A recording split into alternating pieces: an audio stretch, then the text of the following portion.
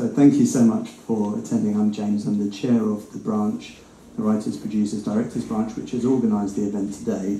And I've made a couple of films as a producer where, you know, they've kind of struggled to go beyond a limited release and reach audiences. So I'm very interested in, you know, some of the initiatives and some of the things that we'll hear about today from a personal perspective. So we have Peter Merrington, who's a postdoctoral research associate in the School of Geography, Politics and Sociology at Newcastle University.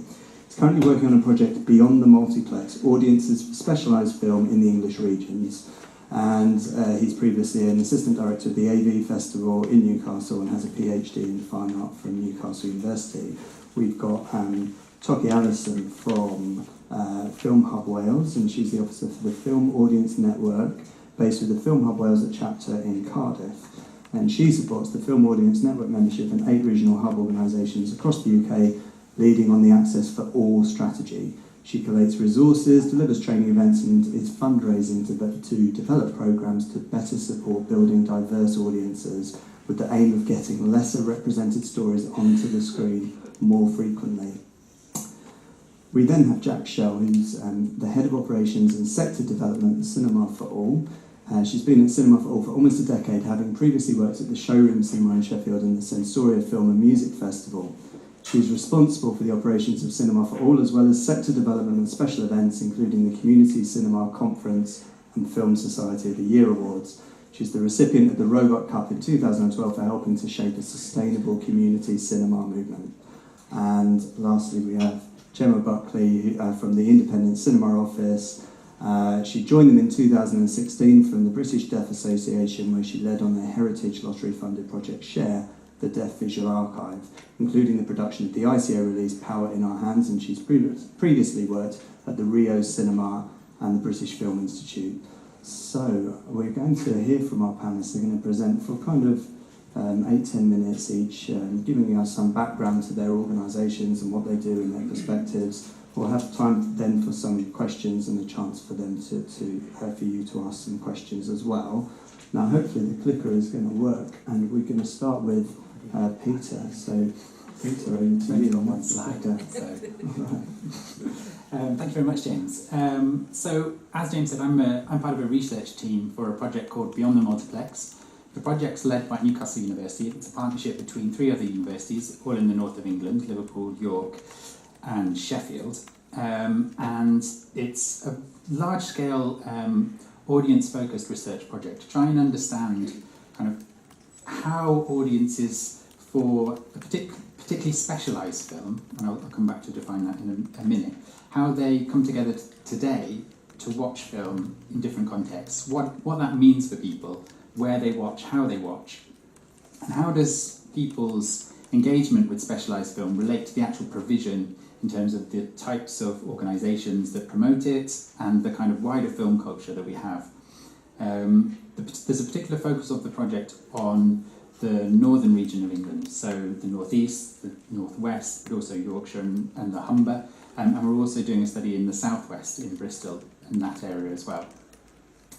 And the focus is really to look at how, in those regions, people are engaging with film and looking at kind of how, through a research perspective, we can support organisations like other people on the panel here with evidence and statistical analysis and new methodologies for understanding how audiences come together to watch films in different contexts.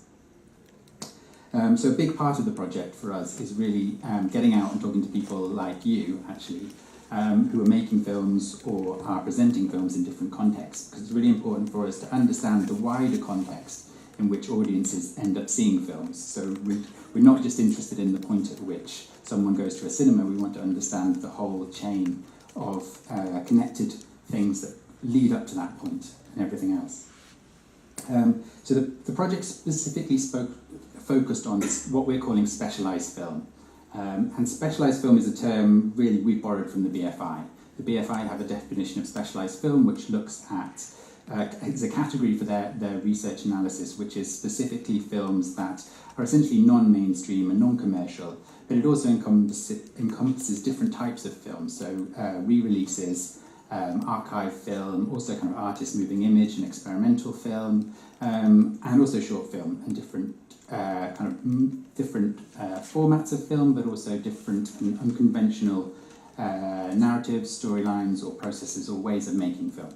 So it's quite a broad definition, but really we're interested in that because if you look across the whole of the UK today, there's actually quite a good provision of mainstream film. Most people are not that far from a multiplex cinema. But the geography of the provision of specialised film within the country is very disparate. So here in London, most people have good access, or at least close proximity to various different types of cinematic or film experience. Whereas the further north you go, towards the northeast, actually there's a lot less of an opportunity for people to engage with more independent cinema and specialised film. So we're trying to understand the dynamics of that, some of the history of that, and try and understand what that means to people in those places that have less opportunity to see a broad range of specialised film. So I don't want to actually put any doom and gloom on it. Actually, there were some statistics out yesterday that said that, from the DCMS, that said that over the last 10 years, the people of watching films outside of the home, in cinemas and in venues, has actually increased by about 10%. So it's nearly 60% of the population now are watching at least one film a year outside of the home. And it's about 84% of people are watching films on television every year. So there's actually quite a healthy audience out there for film today in the UK. And it's been growing over the last few years as well. But we want to understand the dynamics of that in terms of how it breaks down into different places and different provisions and different understandings of where people can watch films. Because if you look at the northeast, there's significantly less cinema screens than in places in the southwest, which means that actually audiences don't have the opportunity to see the films that like James is producing or that you might be making in the future. And so we want to try and understand that and understand how we can support organisations that are around to challenge that in some way, and think about how audiences are coming together to do that. So the main focus of our research to date, we're only about 9 months into the project, is that we've conducted 200 interviews with audience members across the north of England and in the southwest as well. And these interviews have focused specifically on how people watch film today. So that goes across the whole spectrum of people's engagement with film, from going to the cinema, to watching in film clubs, to watching online, to watching on an aeroplane or on their phone on a train. And we've been doing very detailed interviews with people about what that means to them. What do they get out of it? Where do they go? What do they like about film? Trying to understand the nature of film taste today as well. So what are informing people's taste? How is that different from an intergenerational perspective? So how are young people engaging with film in terms of their taste and development of that in terms of media as well? So where they're accessing film, is it still important for them to go to the cinema? Is the cinema still an important space? And what we're finding time and time again is actually, as the statistics are showing as well, is that cinema and collectively watching film is very important for people. It's really, really something that a lot of people are keen to invest their time and energy in. And audiences are really very much having today a kind of plural approach to watching film. So watching film in the cinema when a new release comes out, but then also watching online, also going to film events with Q&As or film festivals, and people will have quite a dynamic kind of range of ways of engaging with film. So people don't just sit at home and watch whatever is on Netflix. They have a much more complex and dynamic way of engaging with film today. And that's what we're trying to understand through these interviews and through the processes of research that we're undertaking. So following on from the interviews, we'll analyse those interviews, and then we're doing a large-scale survey with 5,000 people across the north of England to try and understand over time how people's practices of film engagement are changing. And then we're also doing a series of interviews with industry experts and policymakers, including kind of people working in production and also financing the film, to try and understand some of the questions that James had said at the beginning about how the kind of system of film exhibition in this country can be moved in different directions, and how we can kind of improve some of those situations of lack of provision. But as I say, it's not all doom and gloom. So there are a lot of positive things that we've seen through these interviews. So just if you take in the Northeast today, actually, although as a region, yes, it has less provision than in London, there are actually really, really exciting and interesting things happening in that region today.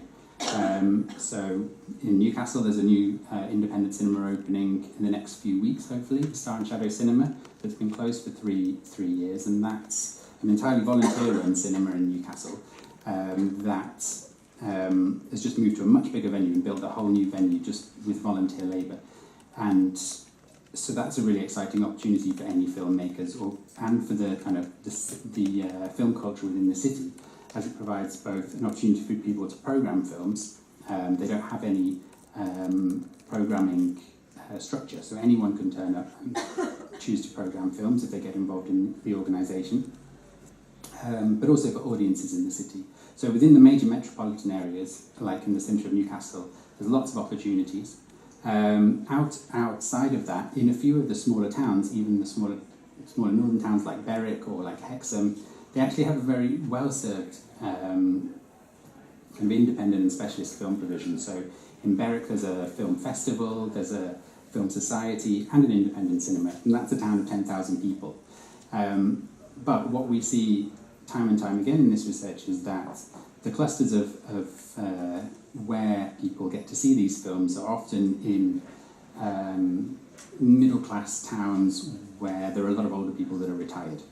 Often because these kind of initiatives are supported by essentially volunteer labour, and that's one of the big issues that I think kind of the union and things like that could take an interest in is the precarity within film exhibition today, particularly around independent and specialist film exhibition, which is for the most part, in a regional context, run entirely by volunteer labour.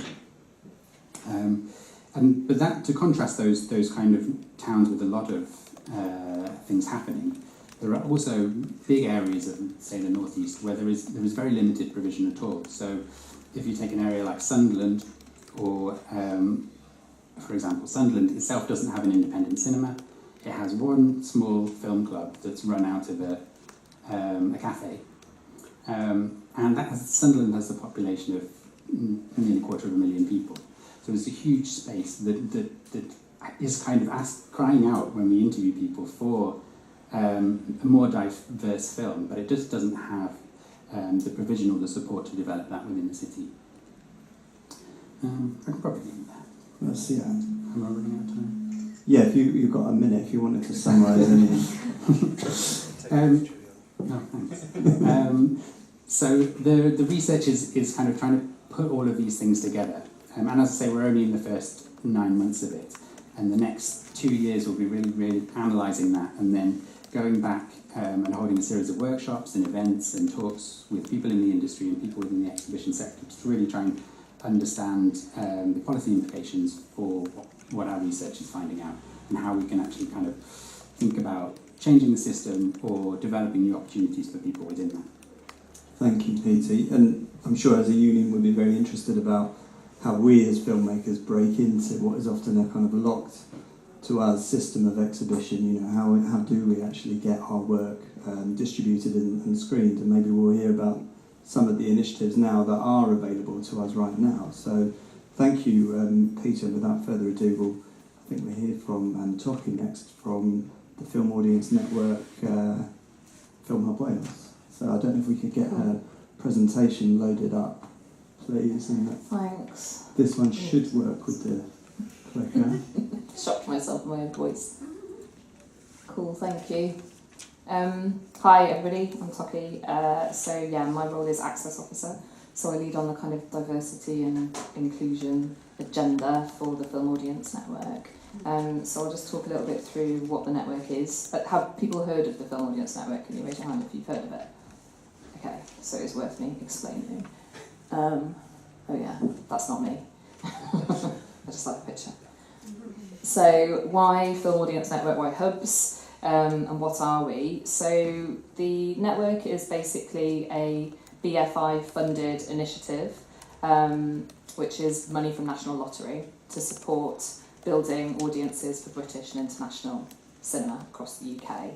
And there are 8 sort of lead organisations, 5 within England and then the 3 nations as well, Scotland, Wales and Northern Ireland. And we've got about 1,500 different cinema exhibitors ranging from like picture cinema chains across to multi-art centres, across to film societies that might just run one, once a month in a village hall somewhere. So it's like the full range basically. Excuse me. And so our agenda really is to make sure that our exhibitors feel like they're able to screen what might be deemed riskier content, and for that to be seen and for them to continue being incentivised to do that by audiences actually turning up. And that can be difficult, and we talked about rural locations. I also programme a part-time cinema in Herefordshire, which is the most unheard of county in the UK. I think most people think it's Hertfordshire. And there we have, very much the older retired population. It's really hard sometimes to, when you programme like more exciting film or film that maybe I would feel is more worthy to be seen, to actually get audiences in for that, because they're just really there. And actually if you do that good piece of work around building an understanding and building like cinema literacy, then people will come and they start to trust your programme and they want to be a part of it. So it can happen, but it does require resource and energy, which is where exhibitors are coming from. So the network is there to support with training and programming initiatives and all of this sort of stuff. So we do have strategic partners. Cinema for All are one of our strategic partners. ICO are now one of the hubs, just recently, in collaboration with Saffron Screen and Lewes Depot. And then we also work with Interfilm, who do programming for schools and also for the 16 to 19 age group as well. And also BFI Network, which you guys are probably more aware of, which is obviously the more production arm of the BFI sort of funded work that's going on, and then also the UK Cinema Association, but like lots of other partners as well that might collaborate or cross over where we were.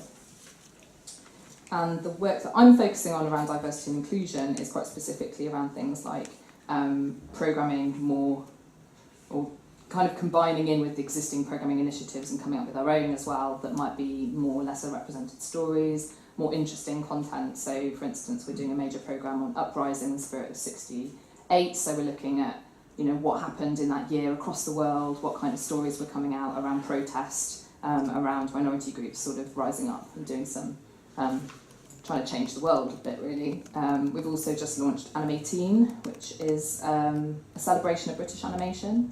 And that kind of project as well is again a strategic project about targeting young audiences, and also about trying to celebrate British cinema and some of our heritage and some of the classic cinema and archive work. And I did have a trailer which I hope, will that play?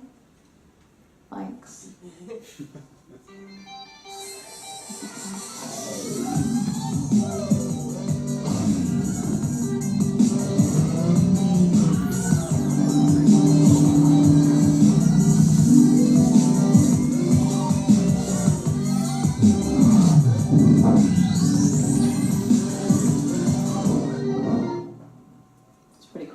So Anime18 is running until September. There's lots of different work going on, but there's also lots of like nice shorts packages. So I guess a lot of you might be making short films initially while you're working towards making features, and that kind of work can often be a really good way to kind of get into a cinema. Trail your short in front of a feature, contact cinemas directly. That can be something you do. We have shown films in that way, or getting on board with people like Random Acts and those kind of campaigns that are running as well. We also run something called the New Release Strategy, which is essentially a way to try and get films that might seem a little risky or might not have like a really known sort of powerful distributor behind them onto cinema screens with our members. And that involves us supporting the members with a little bit of money to do some social media advertising or to run an event alongside the screening. So there's not a huge amount of new release titles that we support. I think we've done about 3 or 4 a year, probably over the past couple of years. That's set to continue. So that's another way for potentially for lesser known work to get seen. So if you're interested in that, come and contact me afterwards. Otherwise, the things we do are more around training and development days, which I think Jemma's going to talk a little bit more about later.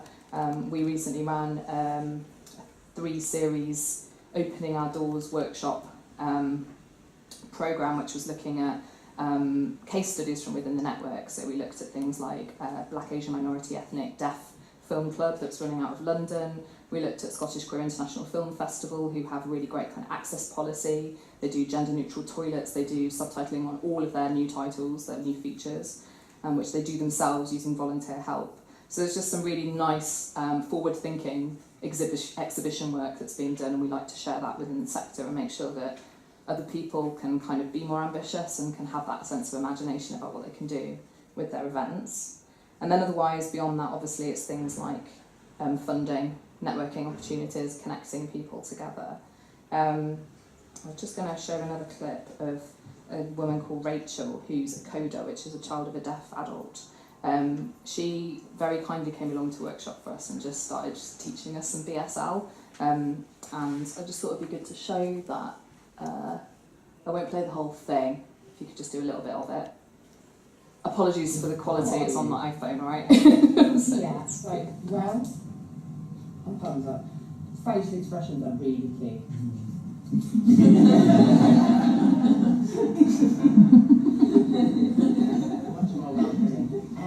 I think if you could voice over as well, yes. Always forget to do voice over, yeah, so forget voice over, make sure it's voicing over. Because we like talking away and signing away, and the deaf person, they're like, what's going on, what's going on, what's going on? Try and make sure that the signing's there and they know what's going on. So we've got welcome, how are you? You always need to know where toilets are. Toilets. So, middle finger to the chest. Okay, toilet. that'll do, thanks. Just gives you an illustration. Toilets, where's it ended? But that was really useful, and for our exhibitors, they do have deaf people coming into their cinemas and they don't know how to talk to them properly, and it can be really difficult experience, can't it? So I think some of that stuff's just really useful for volunteers that might not feel that confident and all of that kind of stuff. So we focus on that as well. Let me just go back to there, I think. Beyond that, the one new thing about the Film Audience Network to talk about really is that we've got talent executives in each of the English regions now. So the role of talent executives is kind of yet to be really clarified in terms of processes, but the idea is that they are there to communicate with grassroots filmmakers and production teams on the ground and make sure that they're connected with exhibition opportunities. So I don't know quite how that's going to take shape. They've only been in post for a week, so we'll give them a chance to catch up and learn what's going on, but I think that could be a really exciting opportunity for lesser known stories and new talent to actually get seen, get their work seen, and that'll be the aim for those guys. That's that's their raison d'etre really. So I'll just skip through. I was going to talk a little bit about audiences, but I don't want to go on too long. Yeah, is that okay? All right, I'll be quick. Audience-wise, my focus is really on minority audiences. So there's some useful stats for me to know about in terms of what I can share with our exhibitors. So things like the fact that BAME representation in the industry has declined across production, distribution and exhibition between 2009 and 2012. It may be better again now. That was when the last census was done, so there may be more recent data on that. But that's not a good figure, and it should be better. A lot of things like LGBT actors who said they've heard directors on set saying, anti-gay comments about them, therefore they don't really want to, be working in the sector. That can be a reason why people don't want to be, working in the film industry, really. But then there's also lots of opportunity for available audiences as well. Things to think about, like the fact there's 850,000 people with dementia in the UK, 700,000 with autism. At the moment, we're not really serving those audiences, certainly not comprehensively. There's some really good dementia-friendly and autism-friendly cinema. There's not a lot. And so that's the kind of stuff that we're focusing on in terms of how do we create adapted screenings for people with additional needs. What tweaks can venues make to try and include people a bit more. Beyond that, what's coming up for us? I'll flick through these really quickly. So we're looking at things like intersectional models. So how can we support, without segregating different minority audiences, how can we recognise that there's crossover and intersections between different groups? things like we're touring, the Queer Film Network is touring a queerness and disability programme at the moment, which is like shorts around disability and queerness and that kind of way of being and what that impact can mean, and stories from those backgrounds. There's also things like I referred to the BAME Deaf Film Club. So again, they're looking at that kind of intersection of different types of people, and we really want to look at that and see what are the things that are really working around those things, and how can we share that with the network, so that people can be a bit bolder. Awareness programs. So again, getting those less represented stories on screen. Can we have things like an accessibility kite mark, where we can say to venues, if you can achieve these things on a charter, you'll be given like a stamp of approval as an accessible space, and we'll promote and support you to do that. And then supporting also production work to be seen on screen. So 104 Films, they work with disabled filmmakers to do some really, really good quality and important film, and it'd be great to work with them and get their work more visible, really. We've talked a little bit about the Queer Film Network, so continuing to support them. That's a consortium of lots of queer festivals, film festivals across the UK. Major programmes, things like Animating, all of that kind of stuff. So we still really want to represent new work in those, not just the BFI archive. It should be an opportunity to shout about new talent as well. And then creative evaluation. So how do we survey non-verbal audiences or audiences that don't write, or don't know English? There has to be other ways. So just looking at how we can be a bit more experimental about our evaluation. And then also key dates and funding. So some things that are coming up this year. We've got Deaf Awareness and Dementia Action Week next month. We've got Refugee Week in June. There's Autism Hour later in the year. Black History Month in October. Coming Out Day is also in the autumn. So we're going to isolate some of these key things and try and raise a bit of profile around these activities, and try and collect some of the exciting stuff that exhibitors are doing and really share that and make a big storm about some of these stories. So those again are opportunities. If you know something's coming up, you've got a story that's really relevant, go and tell that story at that time, because that's when people are going to be a bit more open to hearing it as well. That's me. I won't take questions now because we're moving on, but come and find me afterwards, and if you want to chat, I'm here. Thank you very much, Toki. So if we could load up Jack's, I think it's a PowerPoint. It's a PDF. It's a PDF, is it? PDF. Okay. All right, that's fine. Do we have the... It's fine. Is that all right? Okay. No. Yeah. Am I on? Okay, great. Very on. I'll move it a little bit. Hi, I'm Jack. I'm from Cinema for All. So we represent community cinemas and film societies. So those are volunteers who put on films. So just want a show of hands. Who's been to a screening like that? A volunteer-led screening? Oh, beautiful. And you're a wonderful room of fantastic people. That's fantastic. That doesn't happen very often, so I'm pretty pleased with that. So I'm going to explain a little bit who we are as an organisation. Then I'm going to talk about community cinemas themselves and some nice facts about them. And then I'm going to talk about how we specifically get different types of films into those venues and how we kind of give those films a bit of a longer lifespan. So as an organisation, us Cinema for All are actually 71 years old, but we used to be called the British Federation of Film Societies, which is the worst name for an organisation in the world. Nobody had any idea what we were talking about. So we changed our name about 4 years ago to what has always kind of been our motto anyway. So we believe that people, wherever they are, should have access to cinema.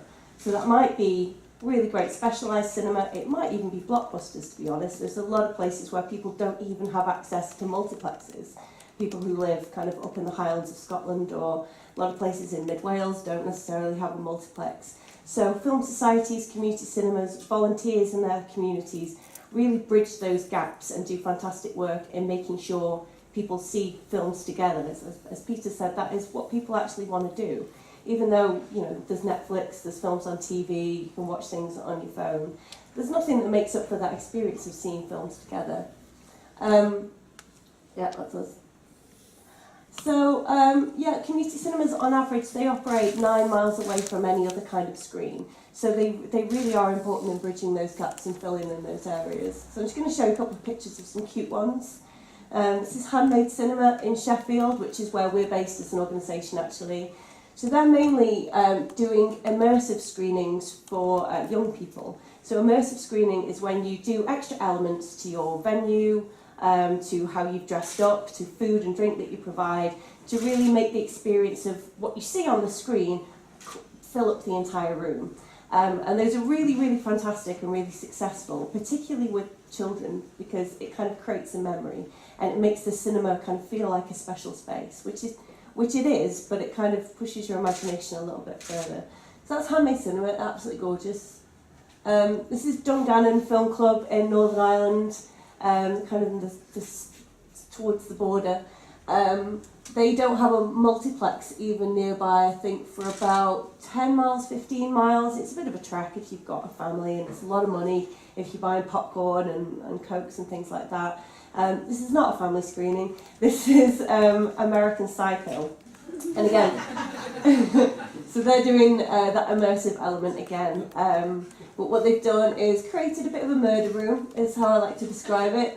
But what I like about it is that even though it's taken them a very long time to create that really special kind of experience, it hasn't cost them very much money. They've just got newspapers, they've got some old mannequins that have been donated, a lot of plastic. It's terrifying, it really is. I'm not sure if I want to sit there for an entire 2 hours and watch a terrifying film, but it did get them a lot of publicity. It just shows you the kind of imagination that some of these places have got. And this is Deptford Cinema in London. So a couple of years ago, this won our Film Society of the Year awards. So we've been running those awards since 1969. And it's just a really lovely opportunity to celebrate volunteers and the fantastic work that we're doing, show them how much we value them. But they've actually built that venue themselves. They've turned it into a shop, and they've turned it into a cinema on the inside, completely built on their kind of volunteer spirit and donations from community, tradespeople and things like that. So they're fantastic. So if you are Londoners, then do go and check them out. They show some really incredible films. They've got such a fantastic programme. So that's Deptford. So that's just a couple of examples of what some community cinemas look like. But there are 1,200 community cinemas all over the UK, and they can be some of the more vibrant or exciting ones, but sometimes they can be just a bit more of a sleepy town, slightly older residents. But you know, those are great audiences too. A lot of times people really focus on young audiences and how attractive it is to get more young people in. And why aren't young people coming to my cinema? There's something really wrong with older people. They're audiences too. They like to see great film, and a lot of the time they want to see new film more than anybody else. There's kind of a misconception that older audiences want to see classic films. They want to see old Hollywood. But they want to see new stuff. They really, really do. So nothing wrong with those audiences. Wouldn't shrug at them. They really focus on British films, foreign language films. They show a lot of that. I just have to look at my stats.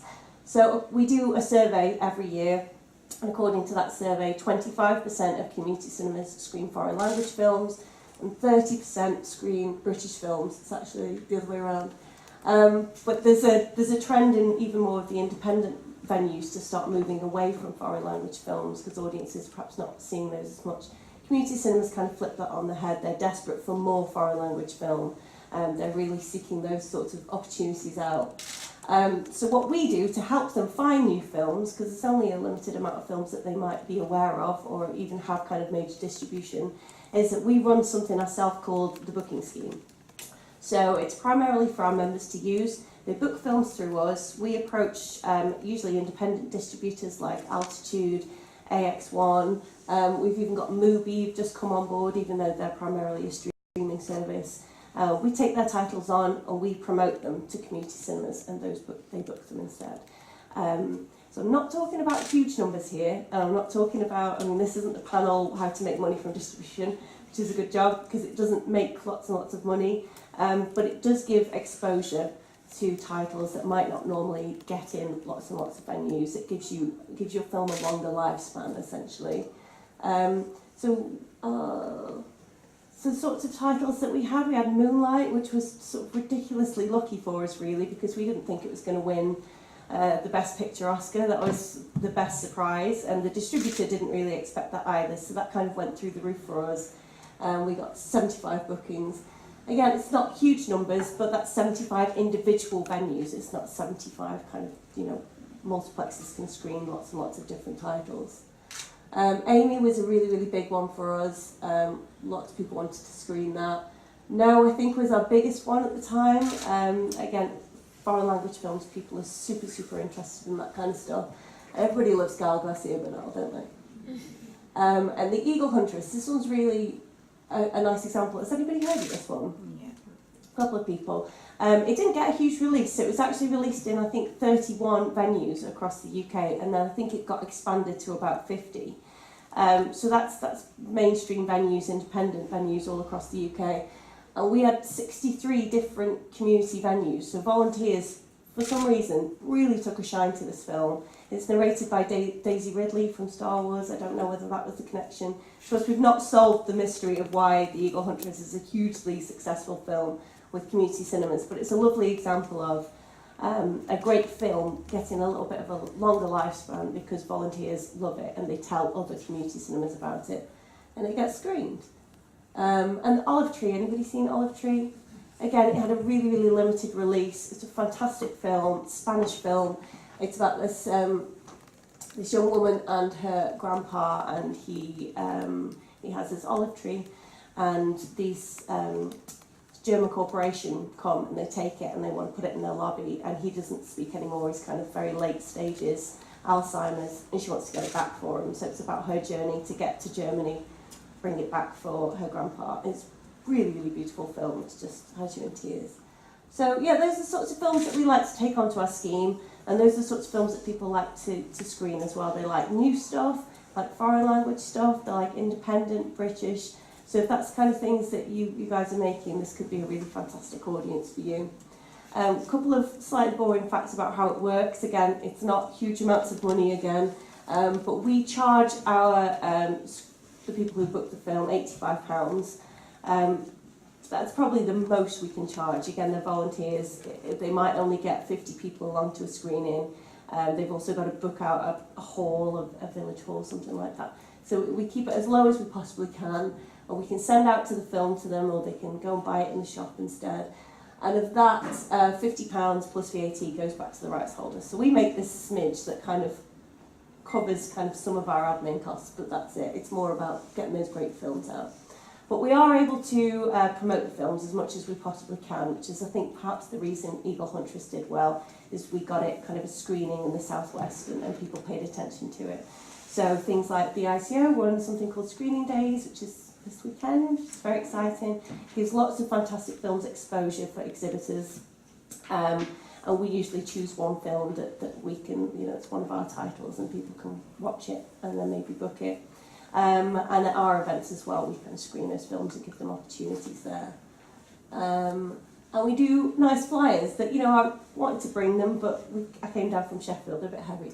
So we do things like that promoted our range of Indian films. So they're kind of more, they call it new independent Indian cinema. So it's not focusing on Bollywood, it's focusing on a slightly different angle of independent Indian cinema that people might not have seen here before. Celebrating women on film, and I think that's Tangerines, which was a great film that did really, really well for us. That again, it didn't have very much exposure in even the independent venues, to be honest. But it's a really beautiful Estonian film that film societies loved. And Love is Strange, which is a bit more of a popular one. So that's us. That's what we do, and that's what community cinemas do. And if you're interested in them, go to our website. We've got lots of information on who they are, lots of case studies, so you can understand what sort of venues they have, what kind of films they like to show. We also have a map, so you can find out, you can put in your postcode and you can find out which is the nearest community cinema to you, and you can perhaps get along to see them. But if you want to talk to us about perhaps getting your film represented on the booking scheme, or finding ways to connect more with community cinemas, maybe if you want to do Q&As, that sort of stuff, then do get in touch with me and let me know, because they love that too. They want to meet you, they want to meet and connect with filmmakers. Thank you very much, Jack. So Jemma, please tell us about the ICO, if we could load up the little presentation that we've got, and maybe about some of the courses and the remit of your organisation. Absolutely. This is definitely on. Okay. I'm from the Independent Cinema Office. I'm just going to really quickly go through what the ICO does. Oh, this has changed font. That's exciting. Okay, who knows what's coming up? This is our central aim. We want to create an open, thriving and challenging film culture. And we do a number of different things. Oh dear, I need to be able to read this as well. I think the rest of it is okay. I think it's just this slide. Really, James? Yeah. Oh, no, okay. Well, we'll see how we get on here. So we've got a network of 20 film venues, one film festival. So we have a team of programmers based in London that program those venues around the country. We provide distribution, consultancy, training advice and programming services for all cinemas in the UK, for some cinemas in the UK even. So basically we promote this idea of a network between our cinemas, and then we run a number of other events that other people can come to, including Screening Days, which is taking place at the moment. I think they've got something like 300, 400 people down there on the South Bank watching films all weekend. So our 6 main goals are to increase admissions for independent cinemas. We want to enable a diverse range of films to be seen by diverse audiences, to make the exhibition industry more inclusive, to provide formal training routes into exhibition careers. So this is more what I'm going to talk about today. And to support new venues so that people can access independent films wherever they live. So we run a consultancy service as well, where we work with local authorities or maybe individuals or charities that want to set up new venues. And to inform positive policy changes and increase funding for independent film exhibition. So what I'm going to talk about today is providing these routes into the industry for currently underrepresented groups. So primarily working in exhibition, I understand that most of you are filmmakers. However, those that work in exhibition, especially programmers, are a little like silent gatekeepers, which I think has been demonstrated by the other panellists' presentations. The most recent survey of this sector showed that only 4% of this workforce are from a non-white background. So we're not in a position where we're reflecting society at large, and our training works towards rectifying this. So today I've just got a couple of examples of the training that we offer. The first is FEDS, so Film Exhibition Distribution and Sales Training Scheme. This was funded by Creative Skillset, who I think are here today. I think I saw their stall, and delivered in partnership with the FDA and Film Export UK. So the FDA and Film Export led on the recruitment of distribution trainees, which was 12 placements, while the ICO recruited 5 exhibition trainees. As you can imagine, it was a highly competitive scheme, and last year we had over 400 applications for those 5 places. The idea here, I mean, I'll put the objectives up there, is that the trainees are given a work placement for 9 months, and then monthly they attend full-day training sessions where each one's dedicated to a different aspect of learning. And crucially, this is paid on-the-job training, so the aim is to level the playing field between those that are in the position to undertake unpaid internships and those that aren't. So we're well aware a culture of unpaid internships has developed in the industry, and this course is a specific response to that. So here are some of the venues that have participated, that have taken a trainee for 9 months. We're now in year 4 of the scheme, and we're delighted that 80% of the feds are still working in the industry. And last year, all trainees were offered ongoing roles at their host organisations.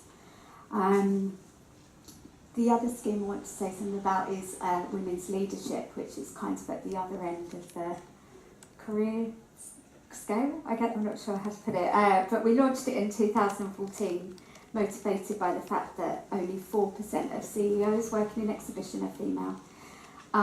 So this course is really aimed at women working at senior roles in film exhibition, for whom the next job will be like the big boss role. It's a 7-month programme. It offers a bespoke experience to each participant.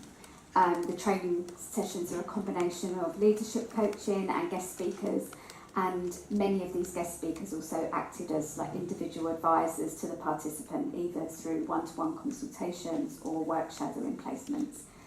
Again, 100% of the participants rated the course excellent and said that it was excellent, very good in regards to relevance in helping them in their jobs. And out of the five, 3 of them said it was too short, which is always good because usually they're too long, aren't they, training courses? But this was much appreciated by all that attended. Just lastly, because I want to leave enough room for questions, and also Toki's already touched on this, but we have worked on developing deaf audiences as well, which probably does require a lengthier explanation than this time slot, as it's got a lot of different strands.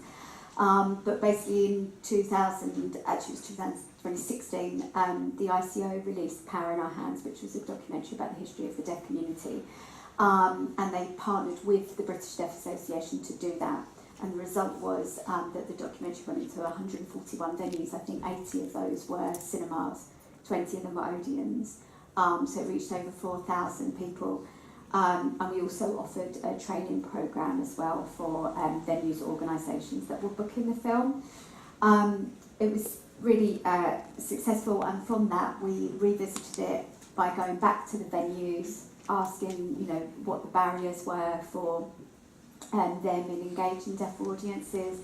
We did focus groups with the deaf community themselves, and from that we produced reports and resources, working in particular with Glasgow Film Theatre, who run this visible cinema scheme, which is amazing. And we also developed BSL videos specific to those for those working in cinemas.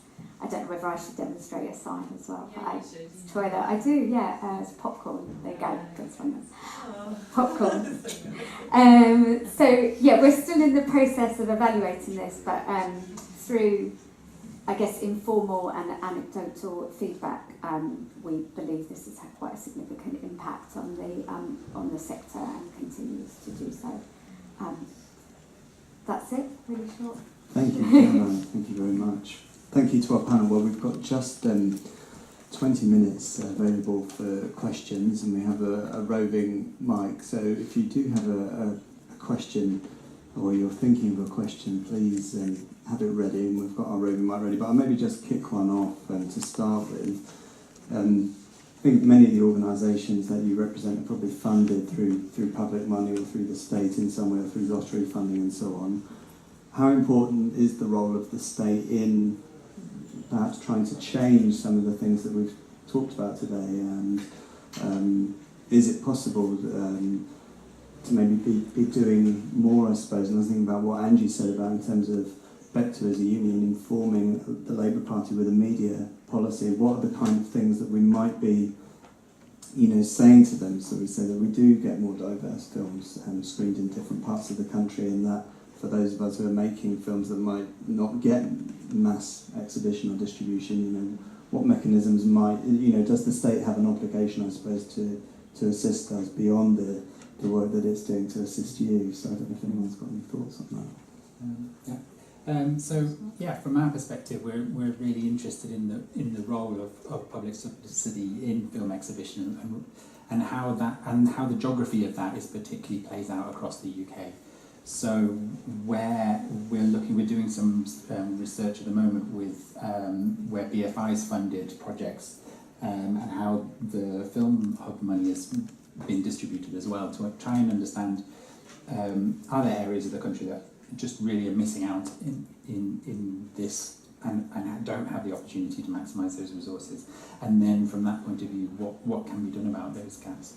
So part of our research is definitely looking at that kind of public subsidy and thinking through how it can be best applied within the exhibition sector as it currently stands. But then, as you also say, we're going to do a series of interviews with kind of expert interviews with policymakers, people within the government themselves, to try and understand their current perspective, but then think about and kind of present some of our research findings to them about what wider kind of policy shifts could be made to try and support the sector from an exhibition perspective, but also how that supporting exhibitions supports filmmakers essentially, and it supports the wider industry. So that is a real core part of this research project. Anyone else any thoughts on that? Yeah, I was going to say, really, I suppose it is that, yeah, the kind of empowerment versus transformation sort of situation, really, with diversity, isn't it? So we're in the business of trying to empower our exhibitors to feel confident about doing more, to screen some of these stories, but then the other side of that is having, you know, the kind of strong arm of the funder, really, to say, you need to meet these criteria, you know. Do we have to have a quota in the way that, you know, Channel 4 have put in, things like that, where you're really sort of asking people to commit to being representative, and my feeling is yes, you can't just rely on empowerment, you know, you can take people so far, but unless you're really going to put in some measures, then it's, you know, it could be hitting a bit of a cul-de-sac by the end of that point. I mean, what we tend to do with our funding requests, certainly now that FAN has kind of taken a bit of a shift over the past couple of months, we draft in sort of requirement to say, what about your project, what about your event is going to have support for diversity and inclusion, and if our exhibitors can't come to us with a sort of suitable enough answers to that, then they're not going to get money, really, and that's kind of how we're carrying that out on our level at the moment. But yeah, there's certainly requirements in terms of lottery funding that demand that. I think from our perspective, community cinemas are not funded. They're volunteer-led, but there are occasionally things that are opportunities that are open to them. So maybe support with their programming through film hubs, or a couple of years ago there was something called the BFI Neighbourhood Cinema Equipment Fund, which helped people get their own kits. And it was incredible. I mean, people were able to get started with a community cinema in the way they were not able to before. It was something that was open to, if you had a bit of money, you could buy your own projector. But that's not open to everybody. So unfortunately, that only ran for 3 years and that doesn't exist anymore. So we would love to see something like that happen again, because those startup costs are outside of a lot of people's remits. So if we're going to get more different types of exhibitors, different types of communities, different ages all over the country, then that sort of thing needs to happen again to get people starting up. Community cinemas, how many people? Sorry. It's okay, no, go on. It's fine. You're okay, yeah. Could you use the microphone? Thank you. Sure. In all your community cinema outlets, how many people, or how large an audience collectively would that represent? You're going to have to ask me to do some maths, which I'm not going to do. But I would say the average audience size is around about 60, according to our research. And there are 1,200 screens, but some of those are very, very big. Some of them might screen in an existing cinema that might be a 400-seater. Some of them are a room above a pub. So they vary very, very much. But yeah, it's about 60 is about average audience size. And so collectively, you could average it out. Oops, sorry. You could average it out. So collectively, you represent an audience of 30 or 40, maybe 50,000 people. Thank you for that, Marcus. Yes. So that's a big audience, a lot of people. It is a lot of people. And there's only way you could link that together as a sort of a unified chain. That's a good question from a union event. So we find it quite hard to connect with those audiences. So we can connect very easily with organisers. They are members of us, they come to our events, they book films from us. But the actual audience themselves, organisers can be quite protective of. They don't necessarily really like us to gather too much data about their audiences. They can kind of want them to be sort of left to themselves. So it's a little bit difficult for us to get there. That's kind of the next step for us. That's kind of our next challenge, to reach that a little bit further. One more question. Go on. I mean, one of the ways of linking them to give it potentially a clout is to do it either through the internet. So the film projected through the internet, so they all have access to the internet, which is one server, which maybe you or somebody control. And the other one, of course, is via satellite. I don't know how expensive that would be, but the internet is certainly a very cheap option, relatively speaking. And if you were to link them together in some kind of platform, you could have a very powerful entity. Yeah. Thank you. All right, so some more questions, please. I see a few hands raised. What we'll do is we'll take 2 questions at once, so we can be thinking the answers. So I had one at the back here and then one at the front. So your question, please. Great. I live in Cardiff, so with Chapter. Chapter seems to be really good at getting like foreign films and also like new releases which you don't see in multiplexes. But it doesn't seem to be very good at getting a lot of older films through classic films or more off the beaten track stuff. Is that something that any of you are trying to get through more rep cinema, especially 35mm projections? Okay, and while we think about that one, we'll take a question here at the front, please. Just in the white, yeah. So first question was about screening on print and older films, and yes. I've kind of got a double question in a way.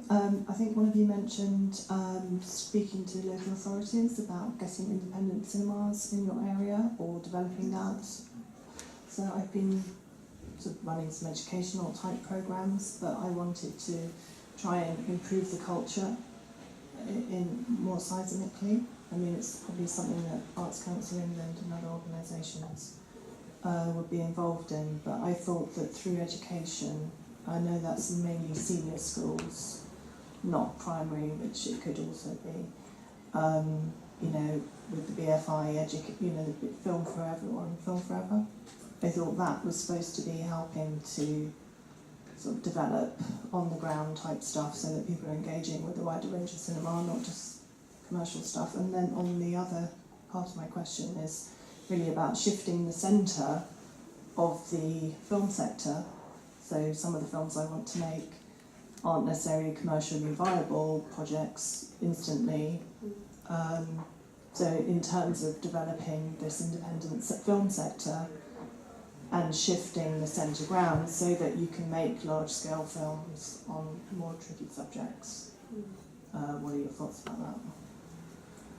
Anyone fancy coming first or not? Do you want the question of 35mm one first? Yeah, okay. Sorry, just writing things down because my memory's so bad, I don't remember what Do you want the me to do the question was. education one? Yeah, go Right, on then. Okay. Thanks. So you work with seniors, you work with schools. But I've done some work with schools. I'm just trying to shift the culture really in terms of what kind of films people are seeing.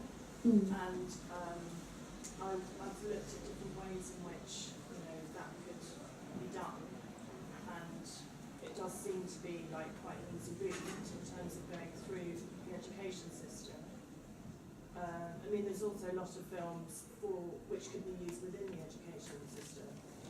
Like I've just been to the Me Too talk, and sex education isn't even, they haven't even made a film about that for the last 20 plus years. And I've talked to a number of people about trying to get that made, but who doesn't, So it's just, there's just so many things that we need to be just talking about, but we need, so it's like we need the audiences, but we also need the finance to make the stuff in the first place. And I mean, that has always been a difficulty, but I think that now there's so many structures here, and we're talking about diversity, and we're talking about going to subjects which aren't on the screen and heard, and it seems that that is out there now, and people are willing to sort of take a risk. But I'm just trying to say it needs to really penetrate into our environments, and also, for rural, because rural towns, country town is such a big issue in this country. That there are sort of inner city, diverse, multicultural communities living next to saloons in the countryside, 15 minutes away from each other. So, we need to cater for audiences in much more interesting ways and keep pushing that agenda. I think in terms of going through education, I think, that's Interfilm. So that's what Interfilm are, that's their remit, is Is that just on film courses, or is that actually in general? That is after school film clubs where so Interfilm, if you're a member of Interfilm, they have a wide catalogue that, so they work with schools, provide the films for free, and they have various other schemes as part of that. So that's kind of the more formal. Because I was thinking more. Sorry, you've only got a few minutes left, and I do want to take. It might be worth having a conversation at the end on that subject, just because we did have one question about the type of film exhibition. We had another hand raised there as well. So yes, Chapter probably don't screen enough classics. That's probably fair to say. That said, I think they're probably representative of the bolder programmers in terms of the sort of sector across the board, other than maybe film societies, which are probably the other sense of that, because you get proper cinephiles. But I think you mean generally, yeah, exactly. And I think it is something to be focused on. I mean, I work with the projectionist I work with in Herefordshire. He loves 35mm, and he can't stop telling me how I need to program more 35mm. And I love it too, but it's also a case of, what's easy to get hold of, what's reliable from the distributors, all of those kind of, what's actually available on 35mm anymore when all you get is DCPs. And making a bit of a splash about it, and actually educating the audience as to what that means, because a lot of audiences don't think about format. That's not what they're worried about really. And in terms of classic and archive, I mean, the ICO and Cinema for All have done loads of really good packages around kind of classic films. So bringing back things like Britain on Film and some of that work as well. The British animation stuff that's going to be coming out this year is going to be a lot of classic programs. So that's kind of what the BFI do. And then they portion a lot of that stuff out, is what ICO do as well. So I think that's how we access stuff. But I agree there could be a lot more done, but it's the cost really is what it comes down to, of digitising all of that archive content, But I think also even some of that stuff that probably you're referring to is digitised, but there's more, it's one distributor that holds it's one distributor. And it's not how can we put it? I don't know, there's a camera there. They don't always make it so affordable. Take this out. For venues. But I mean, it's a really good opening for dementia-friendly screenings actually. Dementia-friendly screenings work, but oftentimes, modern titles can work, but oftentimes the classic films are what go down really well. So that's a great opening to get that kind of content up, and that's what we use at Chapter more, just to go back to that example. Sorry, that was a very laboured way of answering your question. We've got time just for one more, and there was a hand raised at the front here. Yes, thank you. Yes, please. Thank you. I'm not sure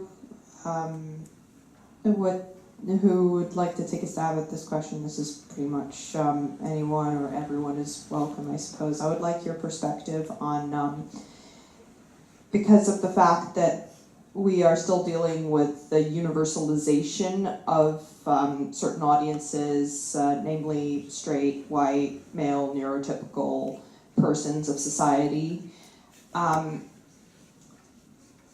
What do you think it will take for more diverse films to become more mainstream, so there isn't such a divide between the mainstream blockbuster type films that cater to the so-called default audiences versus the other more so-called independent films that are more diverse in terms of both casting and audience?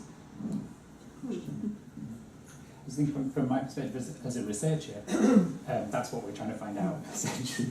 But from the interviews we've done with audiences, there's demand there. It's not that people don't want to see diverse film. People love to see film that is different. They're constantly telling me in interviews about how they want to see other places, other people, other lifestyles represented. So that it's not from that. It's not from lack of wanting it that is the problem, I think.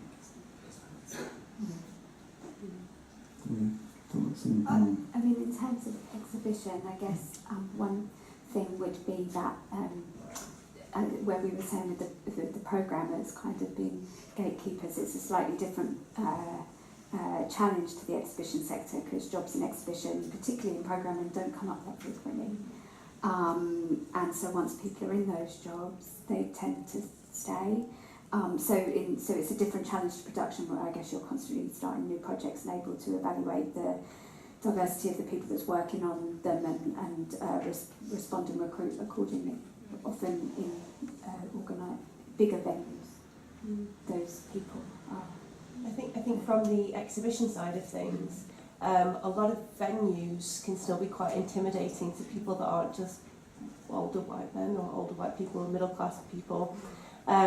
So a lot of the time it's about how do you make your venue a more accessible place, and how do you not make assumptions about the kind of communities that you're reaching out to, because I see a lot of programmers that go, well, we really want the Polish community to come in, so I'm going to show this war film about Poland, or it's not, they're not necessarily really connecting with the people there and bringing them in and making them part of the programming decision. And I think there just needs to be again that gatekeeper thing. Audiences and the programmers just need to come together and make it a more welcoming space and make it the kind of films that they actually want to see. So I think the research that Peter's doing will hopefully spread out and get us there. Yeah, I think as well there's been like quite a recent history in terms of marketing that focuses around segmenting audiences and really defining like this group of people like this and this group, and that's kind of how arts organisations a lot anyway have been operating and thinking that person is completely separate to this, and it actually doesn't really help you with your audiences in a way, because people like independent and commercial cinema.